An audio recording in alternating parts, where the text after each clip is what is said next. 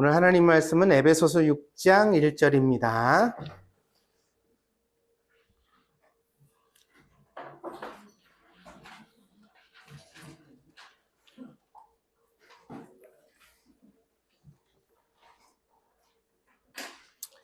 봉독하겠습니다. 자녀들아, 주 안에서 너희 부모에게 순종하라. 이것이 옳으니라. 아멘.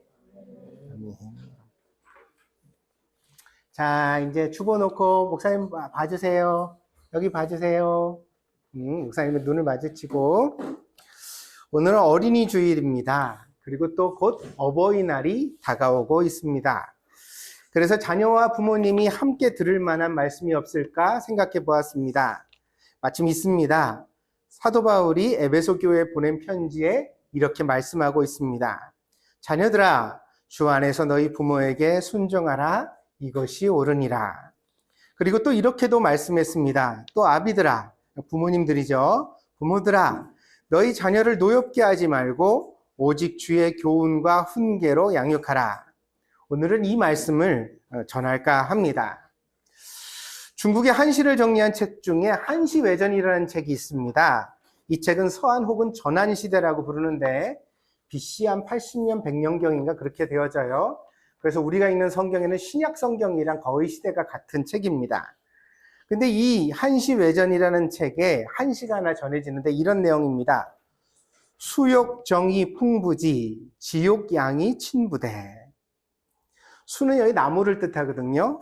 나무는 바라는데, 가만히 있기를 바라는데, 그러나 바람이 멈추지를 않고, 자녀는 부모님을 공경하기를 원하지만, 그러나 부모님은 더 이상 기다려주시지를 않는다. 여러분은 엄마 아빠가 없는 세상을 상상도 하지 못하죠. 오늘 아침에 일어나니까 당장 눈을 떴을 때 엄마 아빠가 옆에 있었죠. 그리고 눈을 감을 때 또 엄마 아빠가 옆에 어저께 밤에 감을 때도 있었습니다. 태어나면서부터 엄마 아빠가 꼭 있었고 모든 좋은 것을 다 해주었습니다. 그래서 그 사랑이 당연한 것이 아닌데 엄마 아빠가 나를 사랑하는 게 마치 당연한 것처럼 느낄 때가 참 많습니다. 당연하다는 말은 자연이라는 말과 비슷한 말입니다. 당연, 자연, 다 연자가 들어가잖아요. 무슨 뜻이냐면 아침이 되면 해가 뜨죠. 봄에는 꽃이 핍니다. 여름에는 바다가 시원하고 겨울에는 아주 추운 바람이 붑니다. 근데 도대체 겨울에 왜 이렇게 추운 거야? 이렇게 말하는 사람이 없고요. 아침이 됐는데 왜 해가 떴어? 이렇게 말하는 사람이 없죠. 왜냐하면 그거는 수만 년 동안 계속 그러했기 때문입니다. 그래서 이걸 뭐라고 말해요? 자연이라고 말하는 거예요. 그거는 원래 그러하다. 그런 뜻이에요. 근데 엄마 아빠가 나를 사랑해 주는 것도 이 자연처럼 당연하게 받아들일 때가 많다는 거죠. 그래서 양말 서랍을 착 열면 깨끗이 빨아있는 양말이 거기 당연히 있고, 그리고 뭐 필요한 게 있으면 아빠 주세요. 그러면 아빠가 주머니 척 열어가지고 너 이거 사라 이러면서 딱 주는 게 당연한 줄 알 때가 참 많다는 거예요. 그러나 세상에 당연한 사랑은 없습니다. 부모님도 항상 우리 곁에 계시는 분은 아닙니다. 그래서 우리는 생각해야 하고 그 귀한 것을 마음에 감사해야만 합니다. 여기 보세요. 목사님은 고등학교 시절에 아버지를 잃었어요. 나는 이전에 한 번도 그렇게 될 거라고 생각해 본 적이 없어요. 이 다음에 늙어서도 할아버지가 된 아버지를 나도 보겠지 이렇게 생각을 했어요. 그런데 고등학교 시절에 갑자기 아버지가 세상을 떠났습니다. 제일 당혹스러웠던 게 목사님이 결혼을 했을 때였어요. 결혼을 하자마자 곧 아기가 생겼거든요. 그래서 우리 큰아들, 작은아들 이렇게 낳았는데 아기가 딱 태어나고 나니까 제일 당혹스러운 게 아빠가 되는 일이었어요. 아빠는 도대체 어떻게 해야 되는 걸까? 아빠는 아이에게 무슨 말을 해주고 아빠는 얼만큼 엄해야 되고 얼만큼 자상해야 될까? 이거를 묻고 싶었어요. 근데 목사님한테는 그걸 물어볼 아빠가 없었어요. 참 막막하고 힘들었습니다. 그렇지만 나에게는 하나님이 계셔서 많이 기도하고 성경을 읽으면서 그 아버지의 빈자리를 채워왔던 것 같습니다. 이제 나의 아이들은 여러분이 지금 준혁이 형이랑 찬혁이 오빠랑 보면은 아저씨죠. 그죠? 여러분이 오빠라고 불러주면 참 감사해요. 사실은 아저씨인데, 서른이 다 된 아저씨인데 오빠 오빠 이렇게 말해주니까 참 고마운데, 그런데 옛날엔 되게 귀여웠거든요. 두 사람한테도 이렇게 여러분처럼 아주 우유빛깔로 이쁘던 때가 있었습니다. 그렇게 키웠죠. 근데 벌써 30쯤이 됐습니다. 지금까지 무사히 우리 아이들 곁에서 지극히 사랑하고 행복한 아빠 노릇을 할 수 있었다는 것이 참 감사하다고 이번에 설교를 준비하면서 하나님 앞에 생각해 보았습니다. 나는 그래도 우리 아버지보다는 더 잘했구나. 내가 다른 게 아니라 옆에 있었으니까 더 잘했구나. 그런 생각이 들었습니다.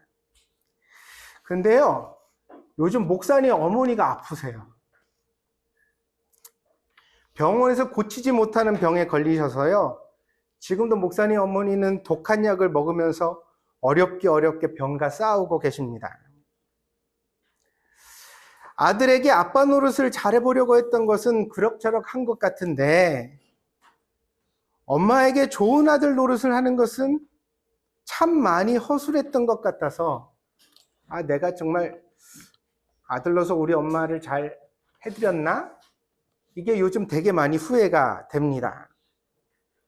지금은요, 목사님 어머니는요, 독한 약 때문에 막 부작용이 나오시는데, 울렁거려서 음식을 잘 못 드세요. 그래가지고 목사님 맨날 엄마 뭐 드시고 싶어요? 내가 다 사드릴게요. 그러면서 막 음식 사다가 막 대접해 드리려고 그러는데 못 드세요. 아무리 좋은 음식도 이제 사드려도 소용이 없어요. 그리고 또 발도 많이 아프셔가지고요. 우리 어머니는 여행을 되게 좋아하시거든요. 꽃 보고 산 보고 강 보고 이러면은 막 소녀처럼 소리 지르고 기뻐하시는 분이에요. 그런데 오시고 어디 갈 수가 없어요. 걸음도 많이 못 걷고, 그 다음에 조금만 걸으면 아프시기 때문에. 사랑하는 여러분, 부모님을 사랑하고 공경하십시오. 그것은 옳은 일입니다. 당연한 일입니다. 그런데 그 기회가 항상 있는 것은 아닙니다. 항상 엄마 아빠가 잘해주신다고 하여서 그 사랑을 당연한 것으로 여기지 마십시오.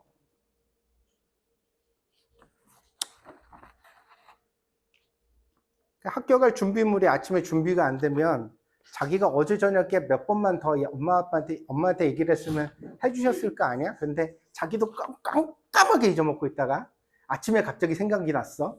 엄마, 이거 어디 있어? 엄마는 그게 갑자기 생각이 나나? 막 뒤지지. 그러면 옆에서 신경질을 버럭버럭 내면서 지금 가야 되는데 학교 늦었는데 이것도 모르고 엄마는 그래, 네 엄마 아빠 된 게 대역 죄인이다. 네 엄마 아빠 된 게 죄인이다. 여러분, 그럼 돼요, 안 돼요? 돼요, 안 돼요? 여러분의 부모님도 예전에는 아이였습니다. 그 시절에 아마 엄마 아빠도 목사님처럼 후회한 게 많았을 거예요. 나는 아이로서 엄마 아빠한테 받지 못한 사랑이 있는데, 혹은 나는 우리 엄마 아빠한테 잘 내가 해드리지 못한 게 있는데 그런 후회가 있으니까 엄마 아빠가 그런 후회의 마음을 담아서 여러분들을 더 열심히 최선을 다해서 키우려고 노력하는 중인지 모릅니다. 여러분이 그 고마움을 진심으로 느끼고 감사할 즈음에는 어쩌면 앞에서 읽어드린 한시와 같이 자식이 부모를 공경하려 하나 부모님은 기다려주시지 않는다는 2000년 전의 시처럼 어쩌면 우리 곁에도 그런 일이 생길지도 모릅니다. 그러니 효도는 나중에 하지 말고 지금 하시기를 바랍니다. 아멘? 효도란 게 어려운 일이 아니에요. 부모가 여러분한테 금덩어리를 캐오라고도 안 하고 큰 빌딩을 지으라고도 안 해요. 엄마 아빠가 여러분한테 바라는 거 딱 한 가지 뭐예요? 말 좀 곱게 하면 안 되니? 웃는 낯으로 하면 안 되니? 아니 도와줄 일인데, 다 같이 할 일인데 너 나쁘게 되라고 바라는 엄마 아빠가 없잖아요. 그러니까 다 같이 하면 되는 일인데 왜 그렇게 짜증을 부리는지, 왜 그렇게 화를 내는지.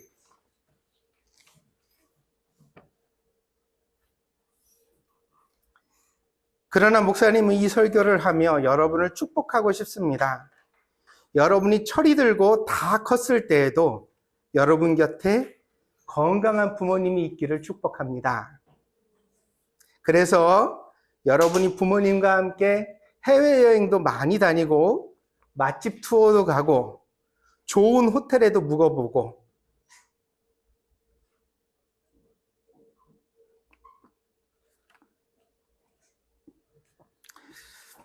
무엇보다 행복한 추억이 많기를 축복합니다. 부모를 공경하십시오. 이것이 하나님의 명령입니다. 그리고 이 명령을 순종하는 사람에게 하나님께서는 반드시 복을 주십니다. 그래서 목사님 오늘 여러분한테 부탁드려요. 한 가지만, 오늘 여러분한테 10가지를 가르쳐줘도, 모세 10계명처럼 가르쳐줘도 여러분 10가지 다 기억하지도 못해.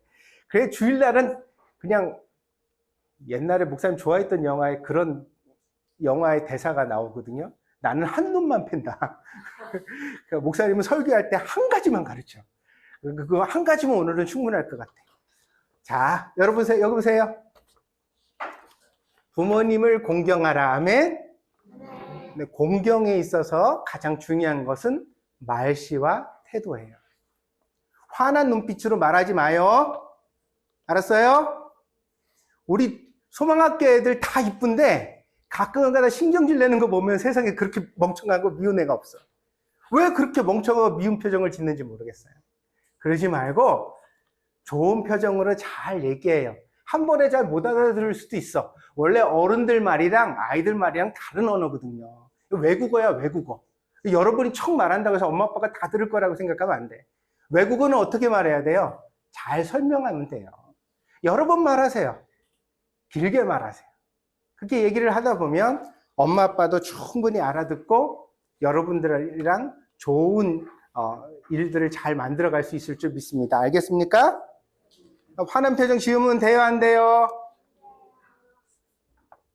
목사님 팁도 하나 가르쳐 줄게. 여러분이 만약에 좋은 표정으로 말하려고 하는데 엄마 아빠가 인상 쓰고 말한다. 그럼 여러분은 엄마 아빠한테 대고 이렇게 말하세요. 공경. 알았어요? 뭐라고요? 공경. 공경. 목사님 공경 말고 공경이 아니라 공경. 왜냐하면 자식이 부모를 공경하려면 부모도 자식한테 부드러워야 되는 거니까. 화내는데 어떻게 공경을 해요? 그래서 오늘 성경에 보니까 노엽게 하지 말라고 그랬어. 화내게 만들지 말아라. 그렇게 했어. 그러니까 엄마 아빠가 표정이 안 좋으면 공경 이렇게 말해놓고 좋게 설명해 보세요. 알겠습니까? 그래서 여러분 집에 하나님 주시는 평화가 있기를 바랍니다. 기도하겠습니다.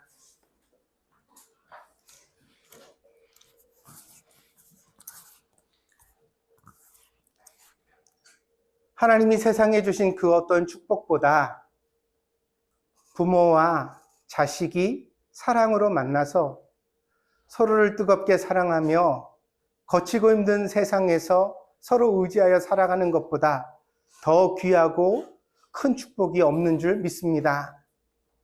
내 부모님을 만난 것을, 그리고 우리 자녀들을 만난 것을 하나님 앞에 감사하는 가정이 되게 하여 주시옵소서. 그리하여 우리가 서로 간에 사랑하고 또 공경하기를 원합니다. 자녀들아, 주 안에서 내 부모를 공경하라. 이것이 옳으니라 하신 주님, 오늘 소망학교 모든 어린이들이 정말 좋은 말씨와 또 부드러운 그런 얼굴 표정으로, 태도로 부모님을 대할 수 있는 복된 어린이들이 다 되게 하여 주시옵소서. 그리하여 항상 부모의 복을 누리게 하시고 또 자녀의 복을 누리게 하시고 귀한 가정 가운데 늘 기쁨이 있게 하여 주시옵소서. 감사를 드리며 예수님의 이름으로 기도하였습니다. 아멘.